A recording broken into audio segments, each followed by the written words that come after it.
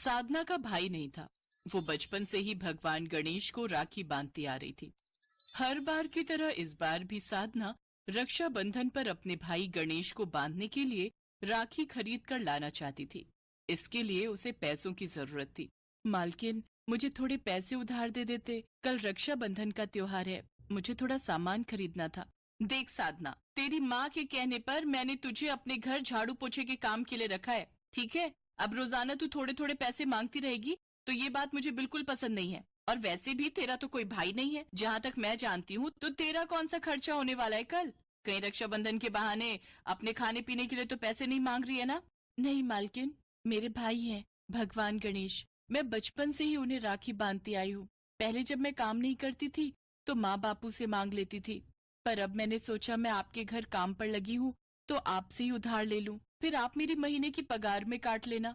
हैं, तू तो बड़ी चालाक है। भगवान की राखी लेने के बहाने तू मेरे से पैसे ले लेगी, फिर उसके बाद जब महीना होगा और जब मैं काटने लगूंगी तो कोई और बहाना लेकर आ जाएगी। नहीं नहीं, मैं तुझे कोई उधार नहीं दूंगी। महीना जब पूरा होगा तभी दूंगी। अभी जा, मुझे कल रक्षाबंधन की तैयारी के लिए बहुत से काम करने हैं। साधना को लगा कि अब वो भी काम करने लगी है तो वो अपने पैसों से भगवान के लिए राखी और कुछ मिठाई खरीद लेगी। पर यहाँ तो वो निराश ही हो गई क्योंकि उसकी मालकिन ने उसे पैसे देने से मना कर दिया। साधना को पता था कि उसके माँ बापू को पिछले कुछ दिनों से मजदूरी का काम नहीं मिला है, इसलिए उनके पास भी पैसे नहीं होंगे। इसी सोच में वो घर की ओर जा रही थी। उधर कैलाश पर्वत पर भगवान गणेश और माता पार्वती ये सारा दृश्य देख रहे थे। माता श्री, मेरी बहन साधना इस समय संकट में है। वो मुझे बचपन से राखी बांधती आ रही है। अब मुझे उसकी सहायता करनी ही होगी। माता श्री, मुझे एक भाई होने का फर्ज निभाना होगा, पर मैं कैसे उसकी सहायता करूं माता श्री? चिंता मत करो पुत्र, इस कार्य में मैं तुम्हें सहयोग करूंगी। रक्षाबंधन या फिर कोई भी त्योहार जितना भक्त का होता है उतना भगवान का भी होता है। तुम अपनी बहन के प्रति अपने फर्ज को अवश्य निभाओ पुत्र। राखी की तुम चिंता मत करो, उसका प्रबंध मैं कर दूंगी। बस तुम तो अपनी बहन से राखी बंधवाने की तैयारी करो, मैं शीघ्र ही लौट आऊंगी। ठीक है माता श्री, मैं आपकी प्रतीक्षा करूंगा।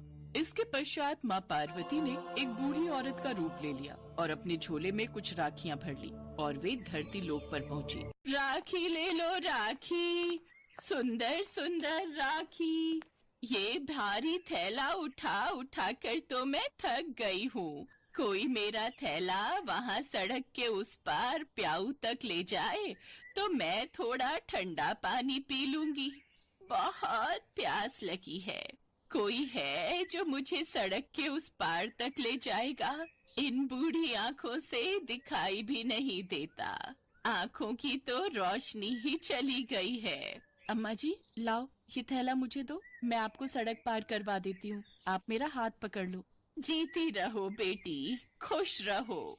साधना बूढ़ी औरत को सड़क पार करवा देती है। बूढ़ी औरत के रूप में माँ पार्वती मन ही मन मुस्कुरा रही थी। अम्मा जी, आप बैठो और ये लो, आप पानी पी लो। बेटी, तुम बहुत अच्छी हो। तुम्हारे संस्कार बहुत ही अच्छे हैं। ये लो, मेरी तरफ से ये राखी उपहार में रखो। अपने भाई को राखी बांध देना। अब तुम्हें राखी खरीदनी नहीं पड़ेगी। अच्छी लगी ना? अम्मा जी, ये तो बहुत सुंदर है। मुझे सचमुच इसकी बहुत जरूरत थी। आपका बहुत बहुत धन्यवाद। अच्छा बेटी, अब मैं चलती हूँ। थोड़ी और राखियाँ बेच लूंगी। आराम से जाना अम्मा जी। राखियाँ देखकर साधना बहुत खुश होती है। उधर माँ पार्वती वापस कैलाश आ जाती है। अगले दिन साधना सुबह जल्दी उठ जाती है और नहा धोकर भगवान गणेश को वही राखी बांधने लगती है। तभी उसके द्वार पर एक बहुत ही सुंदर प्यारा छोटा सा बालक आवाज लगाता है।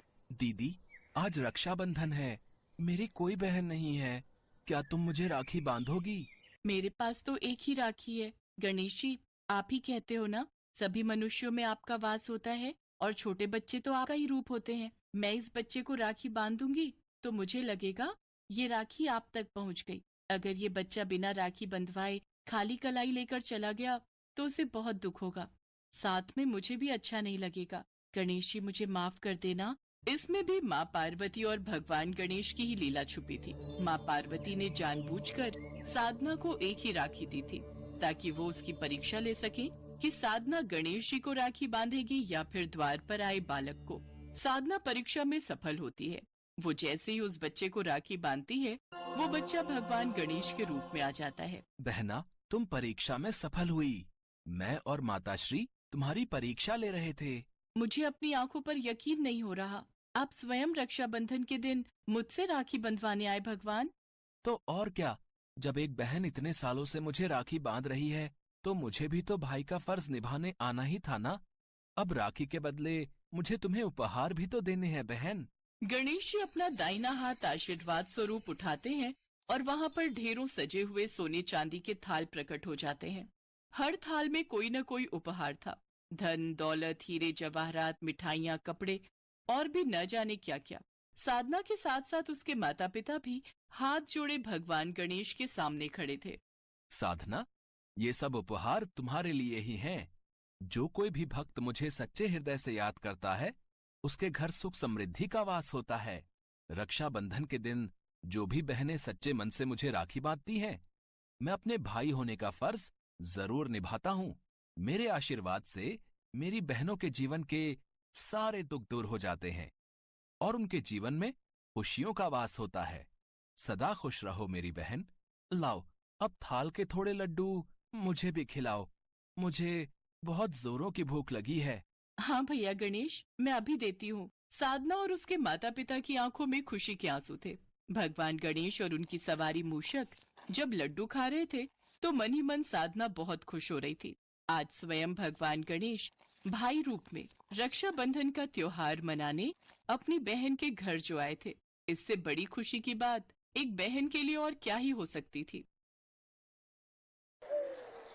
कहते हैं जिस किसी पर भी माता लक्ष्मी की कृपा हो जाए, उसके जीवन में फिर कोई परेशानी नहीं आती। माता लक्ष्मी स्वास्थ्य, संतान, धन, वैभव तथा सौभाग्य प्रदान करने वाली देवी हैं। वो जब किसी मनुष्य पर अपनी कृपा दृष्टि डाल देती हैं, उस मनुष्य का जीवन सफल हो जाता है। ऐसी ही एक पौराणिक कथा के अनुसार माता लक्ष्मी ने नौकरानी बनकर एक माली के घर में बरकत की और उसके परिवार को खुशियों से भर दिया। एक बार की बात है, भगवान विष्णु का मन शेषनाग पर बैठे बैठे बहुत उदास हो रहा था। उन्हें धरती पर घूमने की इच्छा हुई और वो अपनी यात्रा की तैयारी में लग गए। स्वामी को तैयार होता देखकर लक्ष्मी माता ने भगवान विष्णु से पूछा, अरे स्वामी, आज सुबह सुबह तैयार होकर कहाँ जाने की तैयारी में हो? देवी लक्ष्मी, पता नहीं मन कुछ उदास है, इसलिए मैं धरती लोक पर भ्रमण करने जा रहा हूँ। हे देव, आप धरती पर भ्रमण के लिए जाएंगे तो आपके बिना मेरा मन भी नहीं लगेगा। क्या मैं भी आपके साथ धरती लोक पर भ्रमण के लिए चल सकती हूँ? ठीक है देवी लक्ष्मी, पर उसके लिए तुम्हें मेरी एक शर्त माननी होगी। तुम धरती पर पहुंचकर उत्तर दिशा की ओर नहीं देखोगी। ठीक है स्वामी, मैं धरती पर पहुंचकर उत्तर दिशा में नहीं देखूंगी। मुझे आपकी शर्त मंजूर है। भगवान विष्णु की इस शर्त से माता लक्ष्मी सहमत हो गई और प्रातःकाल होते ही माता लक्ष्मी और भगवान विष्णु धरती पर पहुंचे। उसी समय सूर्य उदय हुआ था। रात बरसात होकर हटी थी। चारों ओर हरियाली ही हरियाली थी। धरती की सुंदरता को देखकर माता लक्ष्मी अत्यंत प्रसन्नचित हुई और भगवान विष्णु को दिया वचन भूल गई। माता लक्ष्मी धरती को देखती देखती कब उत्तर दिशा की ओर देखने लगी, उन्हें पता ही नहीं चला। धरती का वातावरण देखने में कितना मनमोहक है और वो फूलों से भरा खेत। ये तो कितने सुंदर फूलों से सजा हुआ है। मैं ये फूल यदि तोड़ लूं? उत्तर दिशा में माता लक्ष्मी को एक बहुत ही सुंदर फूलों का खेत नजर आया और उसी तरफ से खुशबू के साथ बहुत ही सुंदर सुंदर फूल खिले थे। ये एक फूलों भरा हुआ खेत था। माता लक्ष्मी बिना सोचे समझे उस खेत में चली गई और एक सुंदर सा फूल तोड़कर ले आई। जब माता लक्ष्मी भगवान विष्णु के पास वापस आई तो भगवान विष्णु की आंखों में आंसू थे। ये देखिए स्वामी, कितना सुंदर फूल है। अरे स्वामी, आपकी आंखों में ये आंसू क्या हुआ? स्वामी, क्या मुझसे कोई गलती हुई है? बताइए स्वामी। देवी लक्ष्मी, आप मेरा वचन याद नहीं रख पाई। शर्त के अनुसार आपको उत्तर दिशा में नहीं देखना था और साथ ही साथ आपको ये भी सोचना था कि किसी की कोई भी वस्तु को कभी भी किसी से बिना पूछे नहीं लेना चाहिए। स्वामी, मुझसे भूल हो गई, मुझे क्षमा कर दीजिए। देवी लक्ष्मी, आपने जो भूल की है उसकी सजा आपको जरूर मिलेगी। जिस माली के खेत से आपने बिना पूछे फल तोड़े हैं, ये भी एक प्रकार की चोरी है। इसलिए देवी लक्ष्मी, आप 3 वर्ष तक माली के घर में रहेंगी। इसके बाद मैं स्वयं आपको बैकुंठ वापस बुलाऊंगा। जैसी आपकी आज्ञा स्वामी। माता लक्ष्मी ने चुपचाप सिर झुकाकर वचन स्वीकार किया और भगवान विष्णु बैकुंठ लौट गए। माता लक्ष्मी ने एक गरीब लड़की का रूप धारण कर लिया। खेत के मालिक का नाम माधव था। माधव की पत्नी 2 बेटे और 3 बेटियां थी। सभी उस छोटे से खेत पे काम करके किसी तरह से गुजारा करते थे। खेत के पास ही माधव की झोपड़ी थी। माता लक्ष्मी माधव की झोपड़ी पर जाती हैं। माधव लड़की को देखकर पूछता है, तुम कौन हो और इस समय तुम्हें क्या चाहिए? मैं तुम्हारी क्या मदद कर सकता हूँ? मेरा नाम लक्ष्मी है। मैं एक गरीब लड़की हूँ। मेरी देखभाल करने वाला कोई नहीं। मैंने कई दिनों से कुछ भी नहीं खाया। मुझे कोई भी काम दे दो और मैं तुम्हारे घर का काम भी कर दिया करूंगी। बस मुझे अपने घर में एक कोने में आसरा दे दो। माधव बहुत ही अच्छे दिल का आदमी था। उसे लड़की पर दया आ गई। वो लड़की से बोला, देखो बिटिया, मैं तो बहुत ही गरीब माली हूँ। मेरी कमाई से मेरे घर का खर्च बड़ी मुश्किल से चलता है। लेकिन अगर मेरी 3 की जगह 4 बेटियां होती तो भी मैंने ही गुजारा करना था। जैसा रूखा सूखा हम खाते हैं वही खिला सकता हूँ। यदि तुम मेरे यहाँ यही रूखा सूखा खाकर खुश रह सकती हो तो अंदर आ जाओ। आपने मुझे अपनी झोपड़ी में शरण दी। आपका बहुत बहुत शुक्रिया। माता लक्ष्मी 3 साल माधव के घर पर नौकरानी बनकर रही। जिस दिन माता लक्ष्मी माधव के घर आई थी, उसी दिन से ही माधव को इतनी आमदनी हुई कि उसने एक गाय खरीद ली। अजी, ये नई गाय खरीद लाए, ये तो बहुत अच्छा हुआ। आज तुम्हारी आमदनी बहुत अच्छी हुई। सरला, सब माता लक्ष्मी की दया है। माधव, मैंने कोई चमत्कार नहीं किया। ये सब तुम्हारे दयालु स्वभाव का ही फल है जो आज तुम्हें प्राप्त हुआ है। तुमने तो मुझे एक गरीब लड़की समझकर अपने घर में शरण दी है। धीरे धीरे माधव की आमदनी अच्छी हो गई। उसने जमीनें खरीद ली और फिर एक बड़ा पक्का घर भी बनवा लिया। सारी सुख समृद्धि, गहने, कपड़े, जेवर, सब कुछ अब माधव और उसके परिवार के पास था। लक्ष्मी माधव के घर और खेत में काम करती रहती थी। एक दिन माधव ने सोचा, मुझे ये सब इस लड़की लक्ष्मी के आने के बाद मिला है। जब से ये मेरे घर आई है, मेरी किस्मत ही बदल गई है। माधव लक्ष्मी के बारे में सोच में ही था कि एक दिन जब वो अपने खेत से काम खत्म करके घर आया तो अपने घर के सामने द्वार पर एक देवी स्वरूप गहनों से सजी एक लड़की को देखकर हैरान रह गया। उसने ध्यान से देखा। अरे, ये तो मेरी मुंह बोली बेटी यानी लक्ष्मी है क्या? ये तो साक्षात माता लक्ष्मी है। सरला, सरला, बच्चों के साथ बाहर आओ। माता लक्ष्मी स्वयं हमारे द्वार पर आई है। माधव का पूरा परिवार बाहर आ गया। सब हैरान होकर माता लक्ष्मी को देख रहे थे। माता लक्ष्मी, हमें माफ करना। हमने अनजाने में आपसे अपने घर और खेत का काम करवाया। माता, हम आपको पहचान नहीं पाए। हमसे ये कैसा अपराध हो गया। माता, हम सबको क्षमा कर दो। माधव, तुम बहुत ही नेक दिल और दयालु व्यक्ति हो। तुमने मुझे आश्रय दिया, 3 साल तक अपनी बेटी की तरह रखा। इसके बदले मैं तुम्हें वरदान देती हूँ कि तुम्हारे पास कभी भी खुशियों की और धन की कमी नहीं रहेगी। तुम्हें सारे सुख मिलेंगे जिसके तुम हकदार हो। माधव को और उसके परिवार को आशीर्वाद देकर माता लक्ष्मी अपने स्वामी भगवान विष्णु के द्वारा भेजे रथ में बैठकर बैकुंठ चली जाती हैं। माधव और उसका परिवार हाथ जोड़कर माता लक्ष्मी का गुणगान करता है। गंगुआ नाम का एक चोर था। वो चोरी का काम इतनी सफाई से करता था कि पुलिस भी उसे आज तक नहीं पकड़ पाई थी। वो हमेशा चोरी करके पुलिस के हाथों से बच निकलता था। गंगुआ रोज रात को चोरी के लिए निकलता और किसी न किसी बड़े सेठ के घर में हाथ मार ही लेता था। गंगुआ की पत्नी ममता उसे कई बार चोरी के लिए मना करती, पर वो अपनी पत्नी की बात नहीं मानता था। तुम्हें कितनी बार कहा है ये चोरी का काम छोड़ दो। अब तो आसपास के मोहल्ले वाली औरतें भी मुझ पर शक करने लगी हैं। वो यही कहती हैं कि तुम्हारा पति तो कोई काम ही नहीं करता, दिन भर सोया रहता है, फिर हमारे घर का गुजारा कैसे चल रहा है। अब मैं उन औरतों को क्या बोलूं कि रात भर तुम चोरी करते हो और दिन में घोड़ी बेचकर सोते हो। कुछ तो शर्म करो। अरे क्यों सुबह सुबह मेरी नींद खराब कर रही है? सोने दे। वैसे भी कल रात चोरी करके कुछ भी हाथ नहीं लगा। मुझे तो लगता है तेरी ही नजर लग गई है। जब देखो मुझे काम के लिए टोकती रहती है। अब मुझे सोने दे, रात को मुझे फिर से चोरी पर निकलना है। गंगुआ रात को चोरी करने निकलता है, पर उस रात भी वो किसी भी घर में चोरी नहीं कर पाता। ऐसे ही कई दिन बीत जाते हैं। गंगुआ परेशान हो जाता है क्योंकि अभी तक उसने कोई भी चोरी नहीं की थी। वो गुस्से में भरा हुआ घर लौट आता है। उसी गांव में मोतीलाल नाम का एक बहुत ही अमीर और लालची व्यापारी रहता था। मोतीलाल दिखावा करने में बहुत ही माहिर था। गांव वालों के सामने वो खूब दान पुण्य करने का दिखावा करता ताकि सब गांव वाले उसकी खूब वाहवाही करें। मालिक, कुछ गांव वाले मिलने आए हैं। हाँ हाँ, उन्हें अंदर भेज दो और सबके लिए चाय पानी का इंतजाम करो। सब गांव वाले मोतीलाल के लिए कुछ न कुछ उपहार लेकर आए थे। अरे अरे, आप सब इतना कुछ ले आए? क्या जरूरत थी इतना कुछ लाने की? सेठ जी, आपने गांव में पानी की नई टंकी लगवाई है, इसलिए गांव वाले उपहार स्वरूप ये थोड़ा बहुत लाए हैं।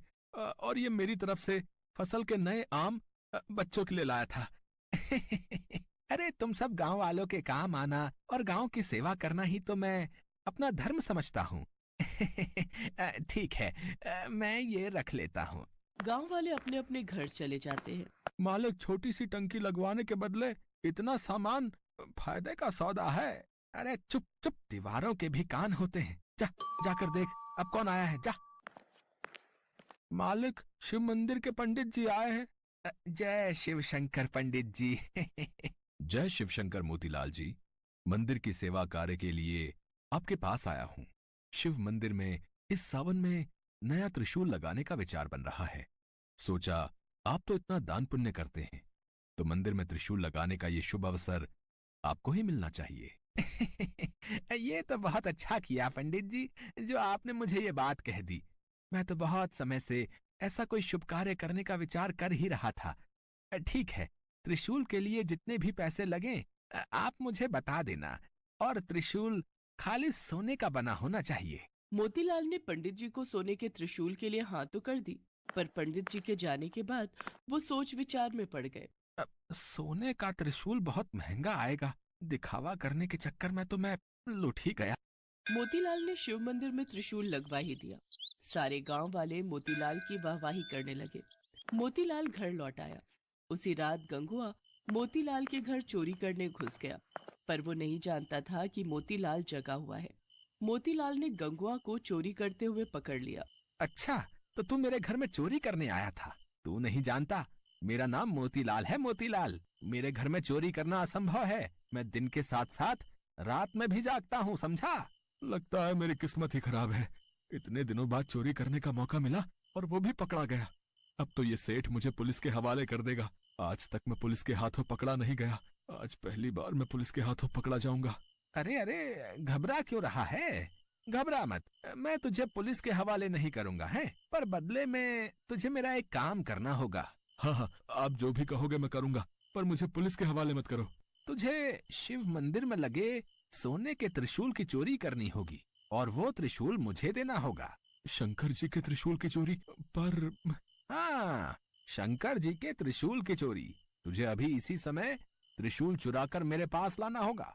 उसके बाद मैं तुझे छोड़ दूंगा, नहीं तो तू जानता है मैं शोर मचा दूंगा और तुझे पुलिस के हवाले कर दूंगा।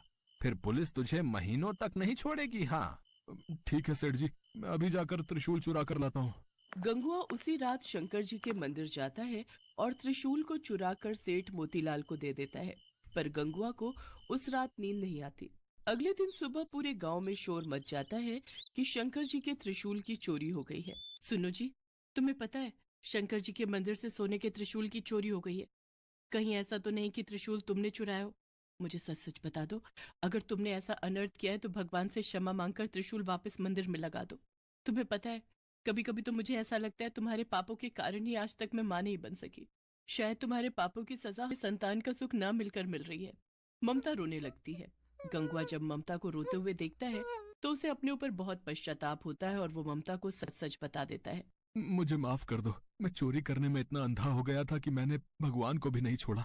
मैंने अपने आप को बचाने के लिए शंकर जी के त्रिशूल को चुरा लिया और उस लालची सेठ मोतीलाल को दे दिया। अब मैं क्या करूं ममता?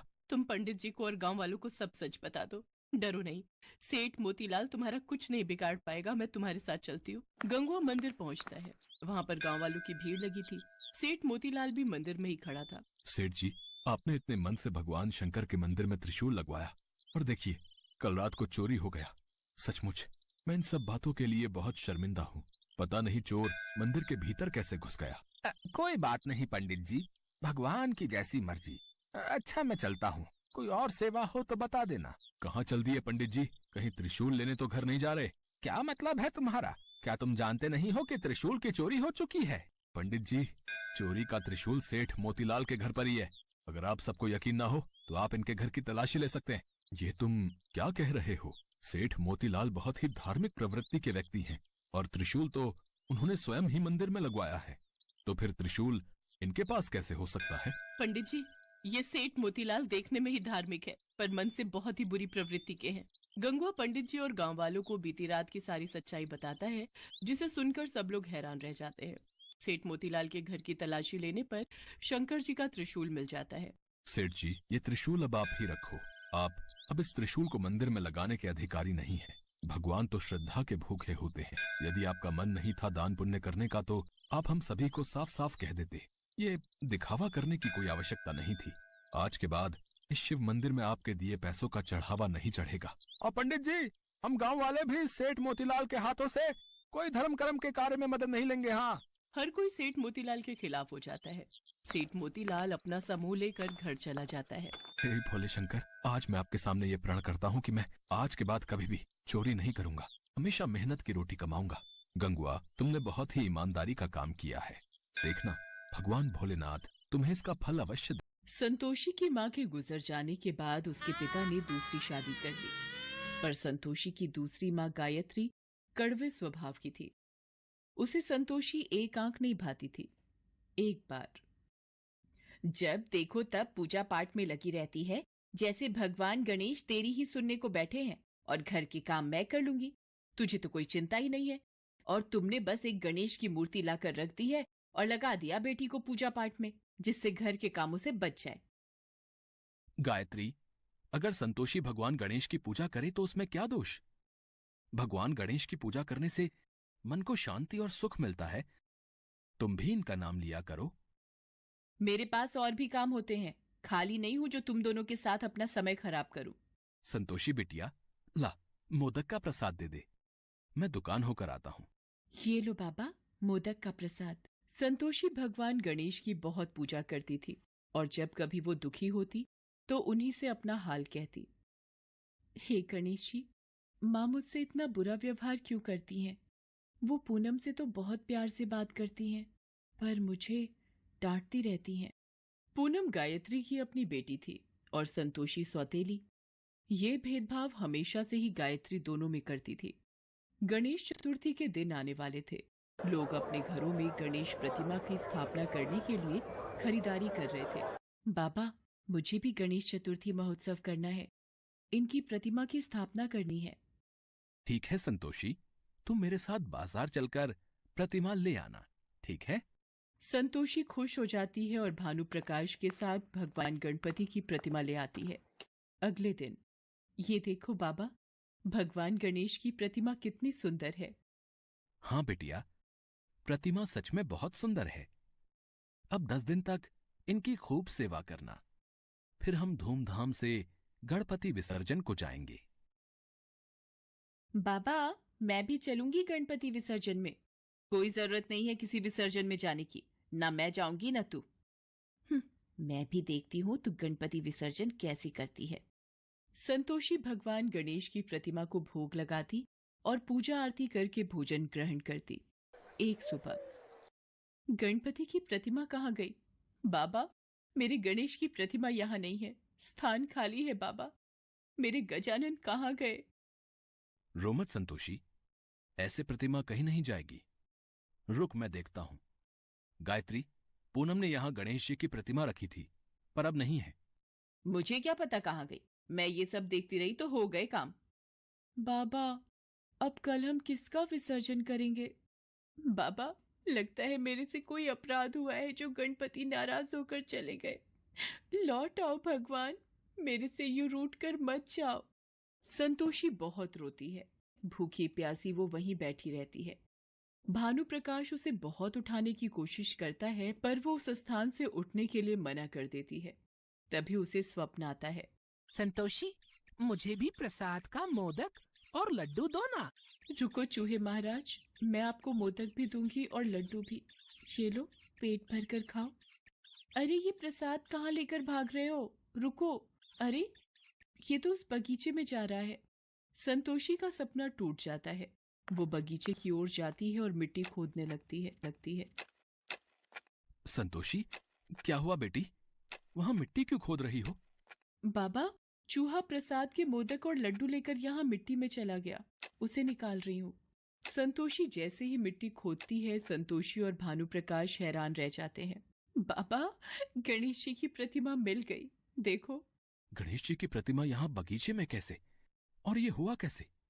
बाबा, अभी थोड़ी देर पहले सपने में एक चूहा मेरे पास आया और प्रसाद लेकर यहाँ भाग आया, और यहाँ मेरे गणेश की प्रतिमा मिल गई। गणपति बप्पा मोरिया, मंगल मूर्ति मोरिया। हे मेरे देवा, संतोषी पर अपना आशीर्वाद हमेशा बनाए रखना। अगले दिन संतोषी और भानु प्रकाश श्रद्धा भाव से गणपति विसर्जन करते हैं। जब वो घर वापस आते हैं, हे भगवान, मेरे पेट का दर्द नहीं जा रहा। जानलेवा दर्द है, कोई कुछ करो। गायत्री, डॉक्टर ने जो दवाई दी है वो तुमने खा ली है ना? अब आराम आ जाएगा तुम्हें। गायत्री का पेट दर्द बंद ही नहीं हो रहा था। सुनो जी, दर्द ठीक नहीं हो रहा, कुछ करो।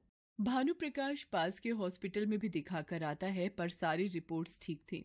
गायत्री की बीमारी कोई समझ ही नहीं पा रहा था। दर्द से मेरी जान निकल रही है, मेरा दर्द बर्दाश्त के बाहर हो रहा है, मैं मर जाऊंगी जी। गायत्री, सब जगह तो दिखा दिया है, मैं क्या करूं? रिपोर्ट भी तुम्हारी कुछ नहीं कह रही। माँ, ये गणपति विसर्जन के प्रसाद का मोदक खा लो, पेट का दर्द ठीक हो जाएगा। इतने बड़े बड़े डॉक्टर देख चुके हैं, दवाइयाँ ठीक नहीं कर पाई और तू ये मोदक दे रही है। गायत्री, अगर संतोषी कह रही है तो थोड़ा मुंह लगा लो प्रसाद। गायत्री जैसे ही मोदक का टुकड़ा मुंह में लेती है, उसके पेट का दर्द बिल्कुल ठीक हो जाता है। ये कैसे हो सकता है? मेरे पेट का दर्द गायब हो गया। मैंने कभी भी भगवान गणेश पर विश्वास नहीं किया, पर आज उनके नाम का प्रसाद खाकर मैं ठीक हो गई, और मैंने उन्हीं गणेश भगवान की प्रतिमा को घर के बाहर मिट्टी में छुपा दिया ताकि संतोषी पूजा न कर पाए, और आज इसी के हाथों से प्रसाद खाकर मैं ठीक हो गई। गायत्री, तुमने हमेशा संतोषी को अपने से दूर रखा। तुमने गणपति महाराज की प्रतिमा को उनके स्थान से उठाकर मिट्टी में दबा दिया। शायद भगवान ने इसी बात का तुम्हें सबक दिया है कि कभी भी किसी के साथ बुरा बर्ताव मत करो। संतोषी गणेश की भक्त है, इसके हाथों तो पानी भी अमृत बन जाता है। संतोषी बिटिया, इधर आ मेरे पास, अपनी माँ को माफ कर दे। गायत्री संतोषी को गले से लगा लेती है। भानु प्रकाश और पूनम भी ये देखकर बहुत खुश होते हैं। गायत्री को अपनी गलती का एहसास होता है। सब मिलकर गणेश जी की पूजा करते हैं। गणेश चतुर्थी के उत्सव पर गणेश संतोषी के जीवन में खुशियां बिखेर जाते हैं। संतोषी की गणेश भक्ति का फल उसे प्राप्त हो जाता है। श्रावण मास प्रारंभ हो चुका था। इसी विषय पर माता पार्वती भगवान शिव से वार्तालाप कर रही थी। बातों ही बातों में वे भगवान शिव से बोली, प्रभु, अगर आप आज्ञा दे तो मैं भक्तों की निस्वार्थ भक्ति की परीक्षा लेने हेतु पृथ्वी लोक पर जाना चाहती हूँ। देवी पार्वती, अगर आपकी ऐसी इच्छा है तो आपको जरूर जाना चाहिए। वैसे भी श्रावण मास प्रारंभ हो चुका है। ये अति उत्तम समय है भक्तों की परीक्षा लेने के लिए। मुझे आज्ञा दीजिए स्वामी। माँ पार्वती भक्तों की निस्वार्थ भक्ति भावना की परीक्षा लेने के लिए एक छोटी बच्ची का रूप लेकर धरती लोक पर पहुँचती है। छोटी बच्ची ने अपने कंधे पर एक छोटी सी कांवड़ रखी हुई थी और अपने नन्हे नन्हे हाथों से उस छोटी सी कांवड़ को पकड़ा हुआ था। माँ पार्वती छोटी बच्ची के रूप में कांवड़ को उठाए जय बम भोले बोलती हुई अपने छोटे छोटे कदमों से चलती जा रही थी। आसपास से गुजरने वाले लोग उन्हें देख रहे थे। देखो भाई, देखो, ये छोटी बच्ची अपने कंधे पर कितनी छोटी सी कावड़ उठाकर चल रही है। मटकी तो कितनी छोटी है, मुश्किल से एक घूंट पानी ही आया होगा। अरे आजकल सावन मास है ना, तो कावड़ यात्रा प्रारंभ हो गई है। परिवार का कोई सदस्य कावड़ यात्रा पर निकला होगा। ये बच्ची साथ गई होगी, वो पीछे होगा, बच्ची आगे आ गई होगी। जरूर बच्ची ने जिद की होगी तो ये छोटी सी कावड़ बनाकर दे दी होगी। माता पार्वती आते जाते लोगों की बातें सुन रही थी। अब उनका माया रचने का सही समय आ गया था। वे आते जाते लोगों को रोकने लगी। भैया जी, जरा मेरी बात सुनो। बोलो बिटिया, क्या काम है? मुझे जरूरी काम से जाना है, मुझे देर हो रही है। मैं ये कावड़ लेकर जा रही थी, कुछ देर आराम करना है। क्या आप मेरी कावड़ थोड़ी देर उठा सकते हो? मैं कुछ देर आराम कर लूंगी। नहीं बिटिया, मेरे पास तो बिल्कुल भी समय नहीं है। तुम ऐसा करो, किसी और को बोल दो। अच्छा, मैं आपसे यह मुफ्त में करने को नहीं कह रही हूँ। इसके बदले मैं आपको 10 सोने के सिक्के दूंगी। क्यों मजाक कर रही हो बेटी? तुम इतनी छोटी सी हो, तुम्हारे पास भला सोने के सिक्के कहाँ से आए? मैं झूठ नहीं बोल रही। ये देखो, ये रहे सोने के सिक्के। माँ पार्वती अपने चमत्कार से एक हाथ में 10 सोने के सिक्के उत्पन्न करती है। चमचमाते सोने के सिक्कों की चमक से आदमी लालच में आ जाता है। हाँ हाँ, लाओ लाओ, मैं तुम्हारी कावड़ पकड़ लेता हूँ। है तुम थोड़ी देर क्या, जितनी देर चाहे आराम करो। अच्छा ठीक है, तो लो ये पकड़ो। आदमी को लगा छोटी सी कावड़ पकड़ने के बदले 10 सोने के सिक्के मिल रहे हैं, तो उसमें तो लाभ ही लाभ है। आदमी ने जैसे ही कावड़ अपने कंधे पर रखी, कावड़ का वजन इतना भारी हो गया कि आदमी एक ही पल में थक गया और हार मान गया। अरे अरे अरे, संभालो अपनी कावड़, ये तो बहुत भारी है, ये मुझसे नहीं उठाई जाएगी। अरे भैया, आप मेरी इतनी हल्की कावड़ को भारी बोल रहे हो? जब मैं इतनी छोटी बच्ची से उठा सकती हूँ तो आप क्यों नहीं? फिर आपको अब ये सोने के सिक्के नहीं मिलेंगे। अरे कोई बात नहीं, अपने कंधे थोड़ी ना तोड़ने हैं इतनी भारी कावड़ उठाकर। अब तुम और किसी को बोल दो। अच्छा। माँ पार्वती हंसने लगती हैं। उन्होंने जानबूझकर कावड़ का वजन बढ़ा दिया था। उसके बाद बहुत से लोग सिक्कों के लालच में कावड़ उठाने के लिए रुकते, पर स्वार्थी लोगों के लिए वो कावड़ भारी हो जाती थी। माँ पार्वती तो भक्तों की परीक्षा ले रही थी। कौन जानता था कि वह छोटी बच्ची स्वयं देवी पार्वती है। चलते चलते माता पार्वती बहुत से लोगों की परीक्षा ले चुकी थी, पर अभी तक इस परीक्षा में कोई भी सफल नहीं रहा था। कुछ देर बाद एक आदमी अपनी गर्भवती पत्नी के साथ वहाँ से गुजर रहा था। माता पार्वती ने उस आदमी को आवाज लगाई, ओ भैया, जरा रुकना तो। सुनो जी, वो छोटी बच्ची हमें बुला रही है, कहीं उसे हमारी जरूरत तो नहीं? हमें रुकना चाहिए। हाँ चलो पूछते हैं। किशन नाम का वो आदमी अपनी पत्नी राधा के साथ बच्ची के पास जाता है। क्या हुआ बेटिया, तुमने हमें आवाज क्यों दी? और तुम्हारे माता पिता कहाँ हैं? भैया, मेरे माता पिता थोड़ा पीछे रह गए हैं। मैं आगे निकल आई और मैं उनकी प्रतीक्षा कर रही हूँ। मैं और मेरे माता पिता कावड़ यात्रा पर निकले थे, पर चलते चलते मैं बहुत थक गई हूँ। मैं अपनी कावड़ को जमीन पर नहीं रख सकती। बापू ने कहा था कि इसे कंधे पर ही रखना होता है। अगर तुम कुछ देर मेरी कावड़ को अपने कंधे पर रख लो तो मैं थोड़ी देर विश्राम कर लूंगी। तब तक मेरे माता पिता भी आ जाएंगे। कितनी मासूम बच्ची है। हाँ हाँ बिटिया, क्यों नहीं, मैं तुम्हारी कावड़ को अपने कंधे पर रख लेता हूँ, और जब तुम्हारे माता पिता आएंगे तब तुम उनके साथ आगे चली जाना, ठीक है? अब राधा, तुम कुछ देर वहाँ पर बैठ जाओ, तुम भी थोड़ी देर आराम कर लोगी। हाँ हाँ, चलो बिटिया, हम वहाँ चलकर थोड़ी देर बैठते हैं। और कावड़ की बिल्कुल भी चिंता मत करो, मेरे पति तुम्हारी कावड़ को कुछ देर कंधे पर रख लेंगे। पर आपको क्या इसके बदले मेरे से कुछ नहीं चाहिए? आप मेरा ये काम मुफ्त में ही कर दोगे? अरे बेटिया, भगवान भोलेनाथ की पूजा के कार्य के लिए मैं भला पैसे कैसे ले सकता हूँ? और ऊपर से तुम इतनी छोटी सी प्यारी सी बच्ची हो, है? तुमसे पैसे लेकर मैं भगवान को क्या ही मुंह दिखाऊंगा? हमें कुछ नहीं चाहिए बिटिया, तुम आराम से बैठो। तभी वहाँ से कुछ देर आराम करके गुजरने वाले आदमी ने किशन को आवाज लगाई, अरे भैया, ये बच्ची जो कावड़ उठाकर चल रही है ना, इसकी कावड़ कोई भी नहीं उठा पा रहा है, क्योंकि इसकी कावड़ का वजन बहुत भारी है भैया। ये तो हमसे भी नहीं उठी, तो तुम भला कैसे कंधों पर उठा पाओगे?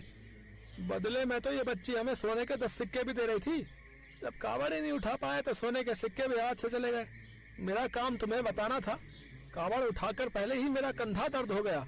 अब थोड़ी देर आराम करके अपने घर जा रहा हूँ, बाकी तुम्हारी मर्जी।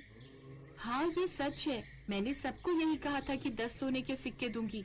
अगर आपको चाहिए तो मैं आपको भी दूंगी। नहीं नहीं बिटिया, मुझे कुछ नहीं चाहिए। मैं तो बस भगवान भोलेनाथ के कार्य में सेवा दे रहा हूँ, और सेवा का कोई मूल्य नहीं होता। किशन की बातें सुनकर माता पार्वती बहुत प्रसन्न होती हैं और कावड़ का भार हल्का हो जाता है। किशन कावड़ को उठा लेता है और माता पार्वती अपने रूप में आ जाती है। किशन और राधा माता पार्वती को देखकर हैरान रह जाते हैं। माता पार्वती, आप और एक बच्ची के रूप में कावड़ यात्रा पर? हाँ किशन, मैं भक्तों की परीक्षा लेने के लिए धरती पर आई थी और तुम्हारी निस्वार्थ भक्ति देखकर मैं बहुत प्रसन्न हूँ। मैं चाहती हूँ इस कावड़ यात्रा को तुम पूरा करो। कावड़ यात्रा करने से तुम्हारे जीवन में सारे दुख दर्द दूर हो जाएंगे और तुम्हारे जीवन में खुशियों का आगमन होगा। भगवान भोलेनाथ के साथ साथ मेरा आशीर्वाद भी तुम पर सदैव बना रहेगा। जाओ किशन, इस कावड़ यात्रा को पूरा करो। मेरी कृपा से मार्ग में तुम्हें कोई कष्ट नहीं होगा। किशन और राधा को आशीर्वाद देकर माँ पार्वती अंतर्ध्यान हो जाती है और भगवान शिव के पास कैलाश लौट आती हैं। भगवान शिव भी कैलाश पर्वत पर बैठे माँ पार्वती की इस पूरी लीला को देख रहे थे। किशन राधा को घर भेज देता है और खुद वहीं से कावड़ यात्रा को पूरा करने के लिए निकल पड़ता है। किशन बहुत खुश था कि आज साक्षात माँ पार्वती ने उसे दर्शन दिए। किशन कावड़ यात्रा पूरी करके वापस लौटता है। राधा के साथ मिलकर मंदिर में शिवलिंग की पूजा करता है। किशन ने सपने में भी नहीं सोचा था कि वो कभी कावड़ यात्रा पर भी जाएगा। किशन और राधा की निस्वार्थ भक्ति ने आज उनके जीवन को सुख समृद्धि से भर दिया।